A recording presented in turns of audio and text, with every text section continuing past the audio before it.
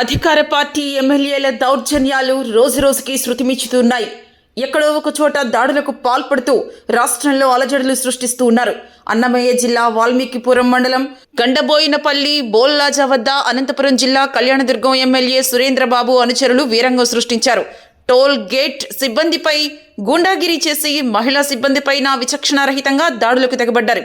ఇంత జరుగుతున్నా ఎమ్మెల్యే సురేంద్రబాబు కారులోనే ఉండి తన అనుచరుల దౌర్జన్య కాండను చూశారే తప్ప వారించలేదు. ఎమ్మెల్యే అమిలినేని సురేంద్రబాబు అనుచరులతో కలిసి తిరుపతి నుంచి కళ్యాణదుర్గం వెళ్తూ ఉన్నారు.